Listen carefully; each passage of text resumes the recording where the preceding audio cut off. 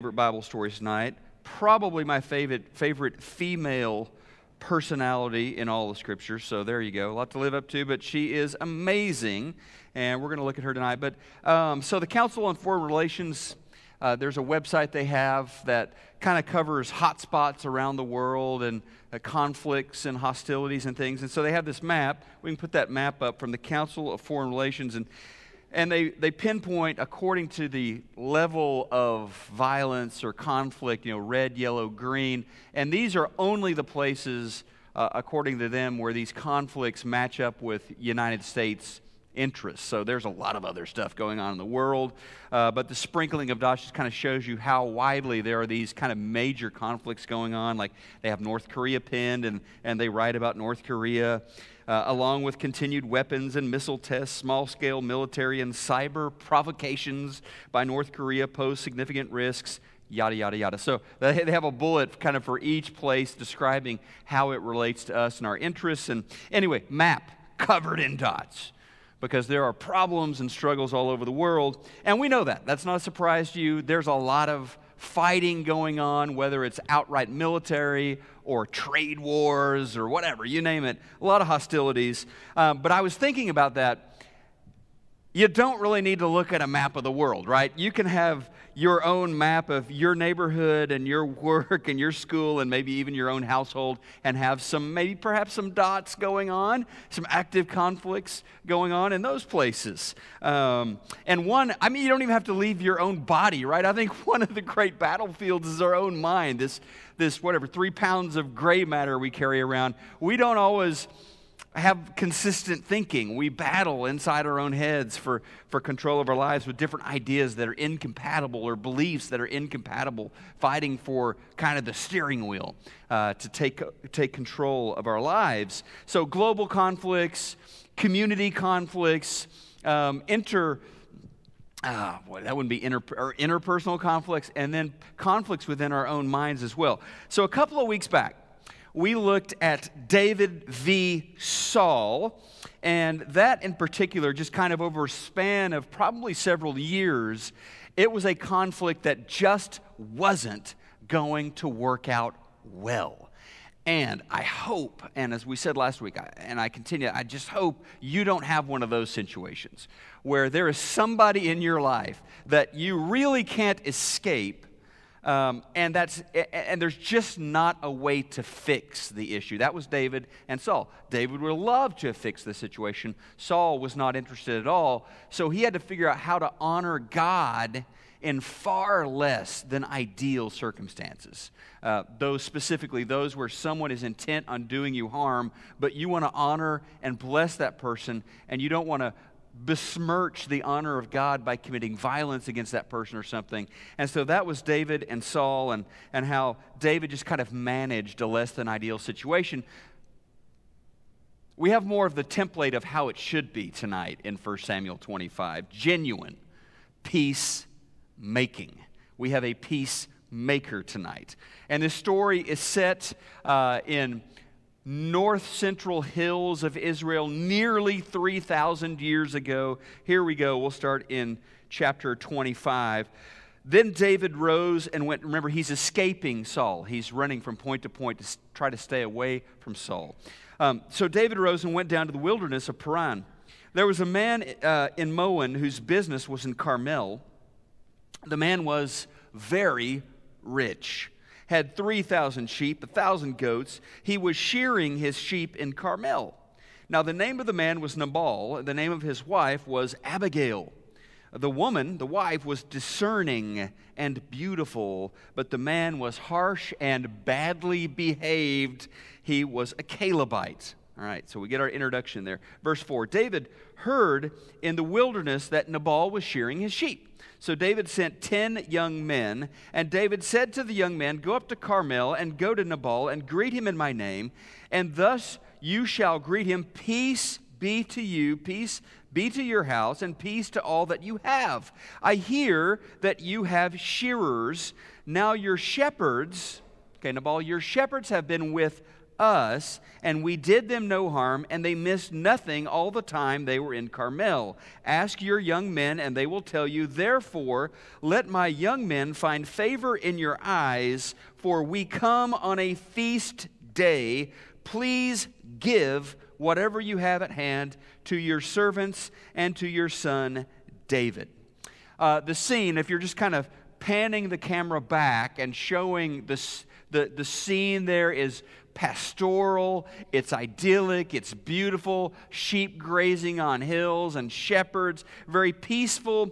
But there is, in this mosaic of watercolors, there's a hint that something is a little bit off. So David is in the area. He's zigzagging through different parts of Israel to escape from his nemesis, who's Saul. And he's doing this as much for Saul's protection as for his, because if they actually engage each other, he might be forced to take Saul's life, which he does not want to do. And so at this point, this charismatic young leader has a little bit of a following. He's got some men who are following. Leaders attract groups, attract followers, and he's attracted this group. These are people who believe in him, who believe in his character, people who probably also believe that one day he will be king. Now, they find themselves on the boundaries of a swath of land that either belongs to this wealthy man, Nabal, or at least his flocks are on this land grazing. And the sheep can be seen, multitudes and multitudes of sheep, of animals, covering the hillsides, and a few shepherds, right, dotted in to kind of keep the flocks headed the right direction. Week after week, the sheep graze on the hillsides. Things have been going unusually well for the shepherds and the flocks. The number of sheep who have been lost to attacks from wild animals, way down. The number of sheep who have been stolen by rustlers, by thieves, non-existent. It's been going really, really well. In fact, no thief has even been spotted close to these flocks. And this is, we're told in the story, if you put the pieces together, this is not just luck, right? The fact is, David and his men have been working the boundaries around these flocks. They have been providing security. They have been protecting Nabal's personnel and Nabal's property, making sure that these predators, whether human or animal, stay away from the sheep. Now, a couple of things that are important to note here. David does not have a contract with Nabal. Okay. David has not been interviewed. He did not answer a want ad. He is not under any obligation one way or the other to Nabal. He is just doing this to try to help out. I mean, they're just fleeing from Saul. They might as well make themselves useful. Here are some flocks. They could use some protection. We're going to kind of work the perimeter and keep everybody, animal and human, safe. And remember, David knows all about shepherding, right? He knows all about the dangers to flocks. He knows all about managing a flock. He understands that these large grazing flocks of sheep, basically have targets on them for predators and for rustlers. And he reasons that the least they can do is, do something useful while they're in this part of the country. So we're going to protect these flocks. Call this neighboring, ancient neighboring, a neighbor looking out for a neighbor. The upshot of his decision to get his men engaged in helping provide security, the upshot is that Nabal's employees have been kept safe and Nabal's flocks have flourished. Now, in the rhythm of shepherding, and this is the moment in time we find this chapter taking place. In the rhythm of shepherding, the flocks are protected, they're fed, but there is a particular end in mind. The payoff, the money time is the shearing time, when you collect all of that wool. And this is where the investment of resources and time and personnel all cashes. And so in 1 Samuel 25, it's this time of the year. In business, typically, what happens when there is a banner year, when there are record profits, typically what the boss does is reward his or her people, right? There are bonuses, there are end-of-the-year parties, there are let's all go to Three Forks, for the company dinner this year. There's all sorts of good stuff for the employees, generally, of a very successful business that's had a very good year. Same thing in the ancient world. As the shepherds turn the flocks back toward home base and they head back for the shearing of the sheep, there is great expectation. There is chatter among the shepherds that David's men are picking up that it's time to go, and it's payday, basically. So they know the boss is going to treat them right. They know there's going to be a great feast. They know there's going to be some rewards handed out here. After all, Nabal, the owner, is about to make a lot of bank, about to make a lot of money.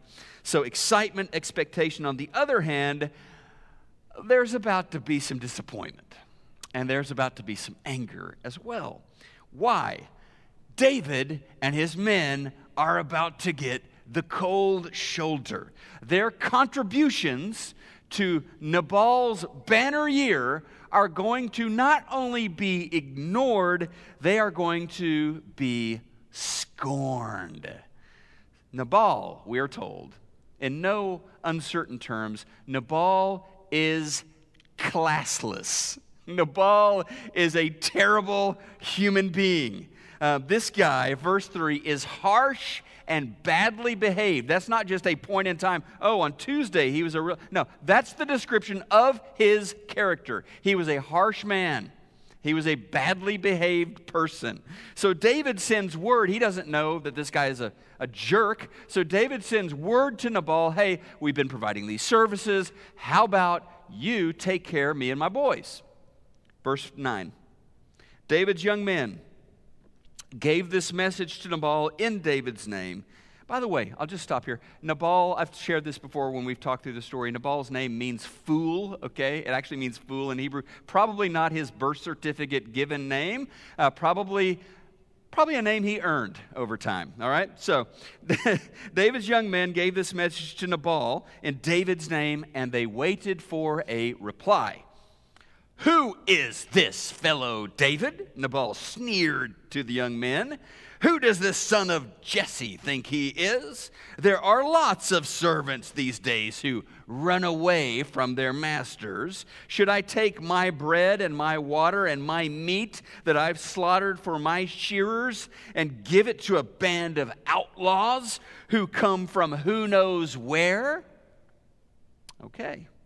We're getting a good sample of how this guy is, right? I mean, I want to be fair to him. Let's do some fair and balanced coverage for Nabal tonight.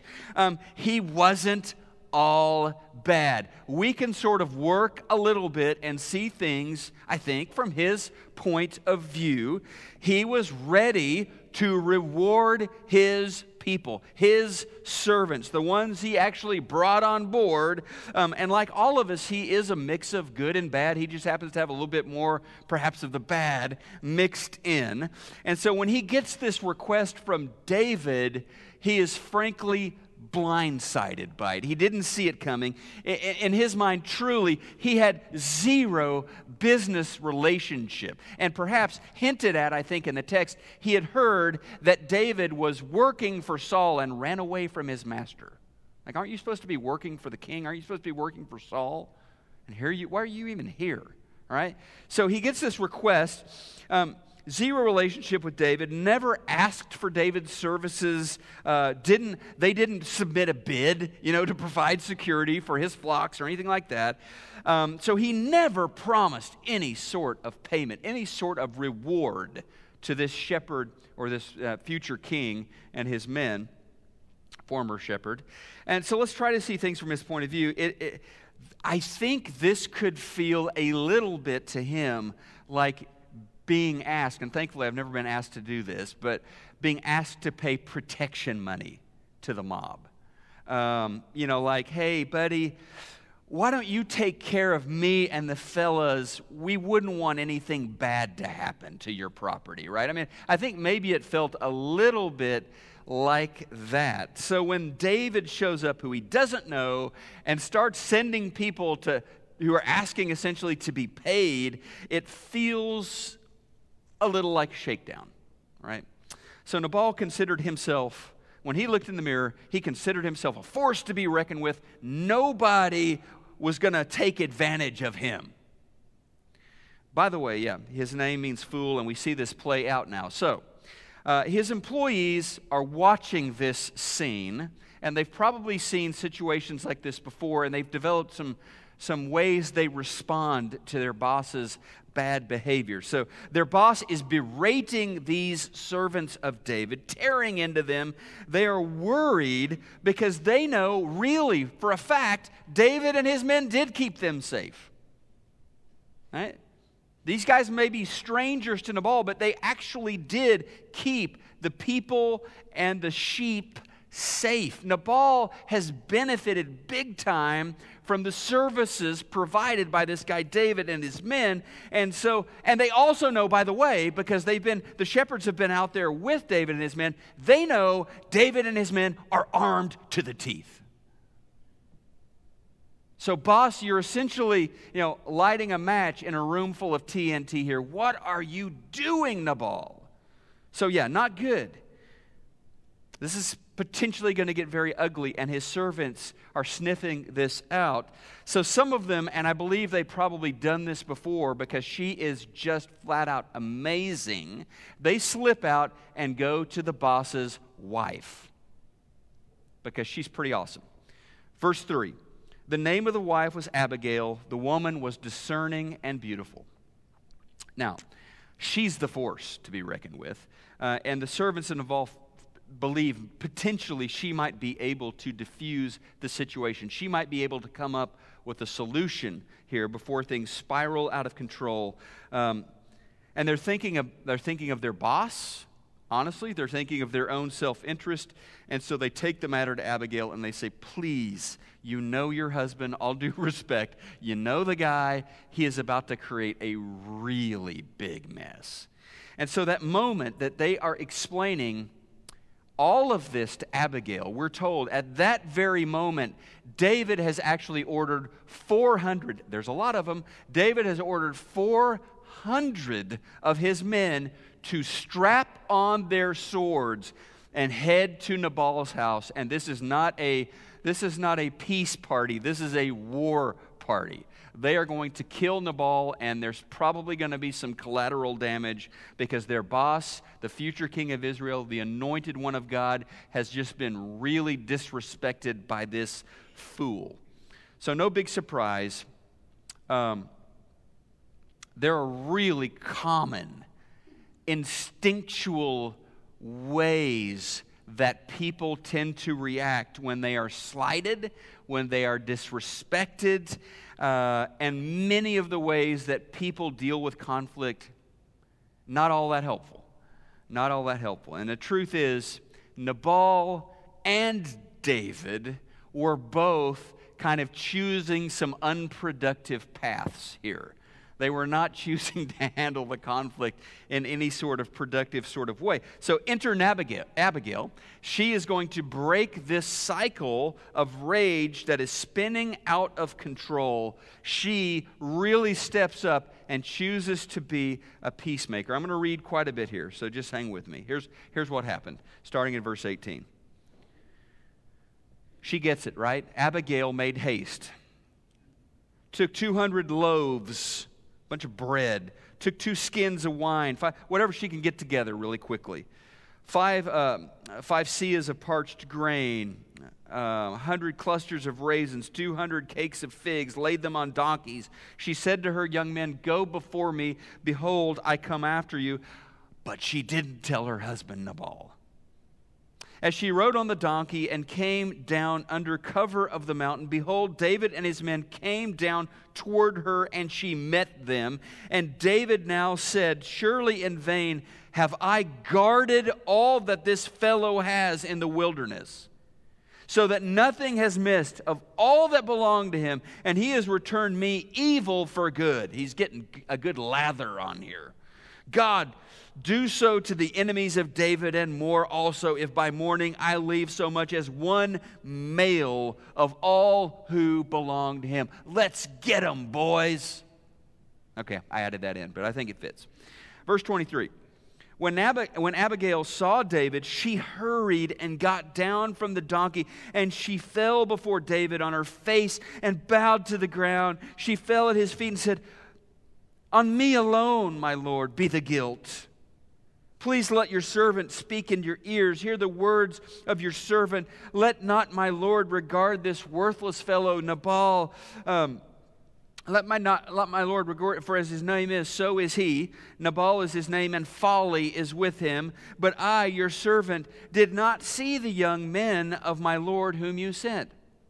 Now then, my Lord, as the Lord lives and as your soul lives, because the Lord has restrained you." I love her hopeful talk here. "As the Lord has restrained you from blood guilt and from saving with your own hand, now let your enemies and those who seek to do evil to my Lord be as Nabal.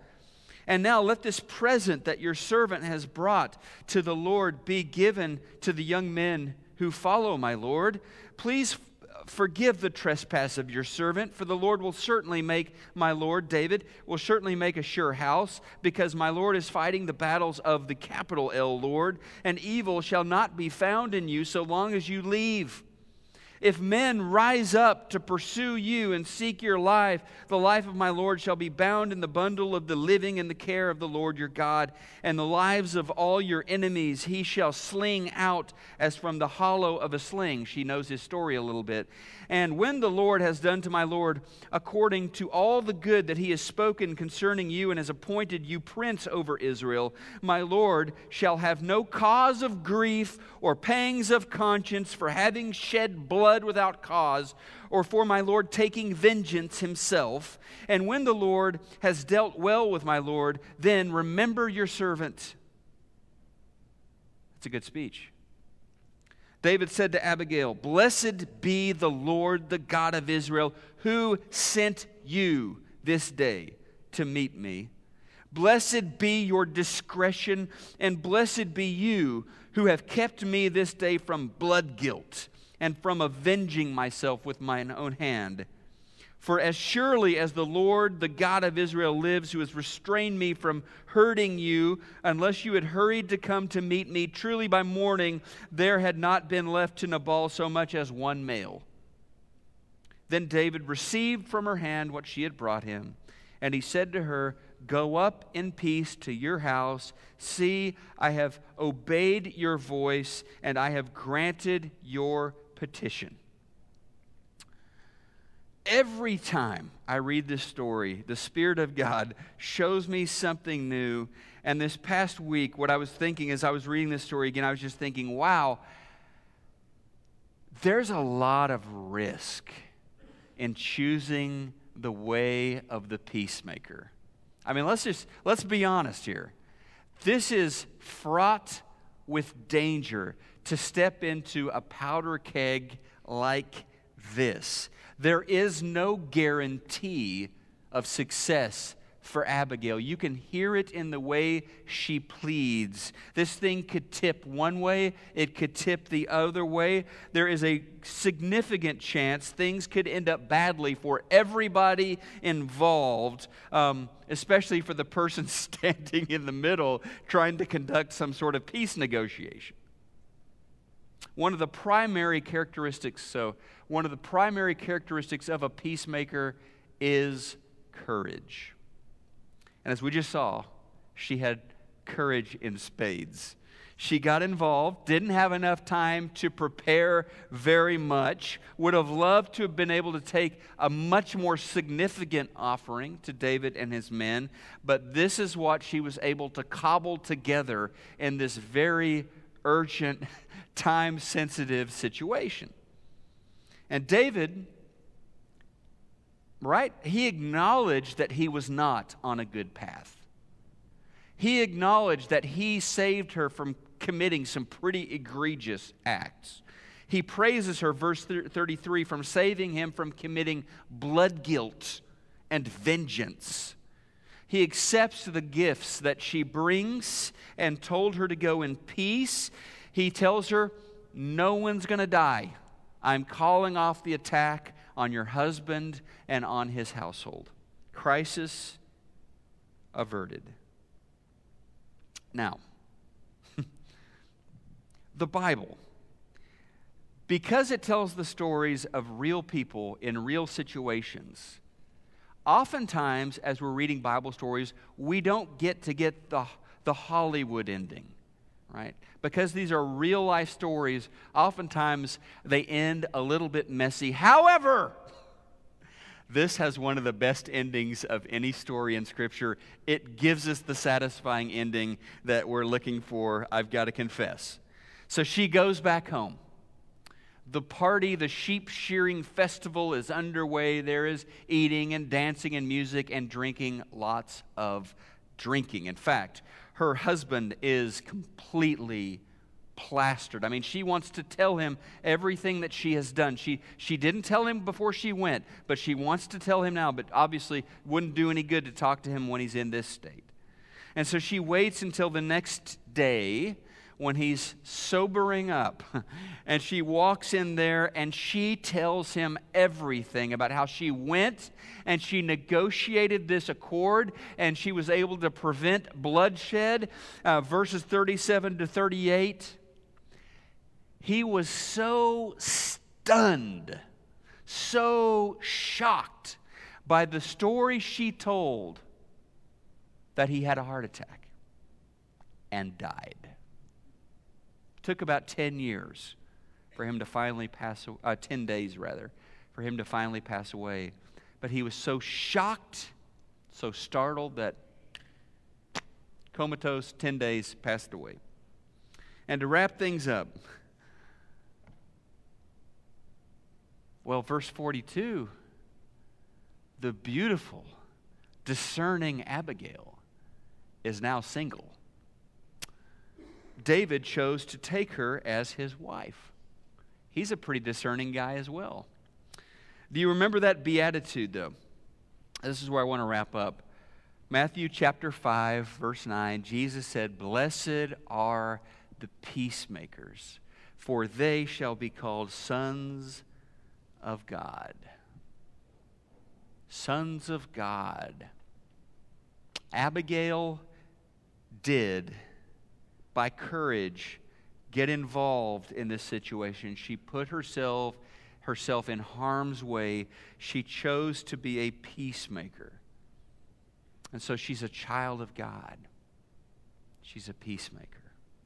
And speaking of sons of God, I don't think we can hear that phrase as believers without thinking about the Son of God, Jesus Christ. I mean, so many parallels, honestly, between what Abigail did and what Jesus did for us, how he became our mediator, how he interceded and brought peace between us and the Father, how we were about to get, honestly, what we deserved. We were about to receive the full justice of God because of our evil acts, and Jesus put himself in the middle at great risk and paid a significant price to deliver us. 1 Timothy 2, 5-6. For there is only one God and one mediator who can reconcile God and humanity, the man Christ Jesus. He gave his life to purchase freedom for everyone. This is the message God gave to the world at just the right time. So tonight, that invitation is to consider the role of the peacemaker. I can't think of any higher praise, any higher honor than being labeled a son of God, a child of God. And that's the moniker that the peacemaker wears.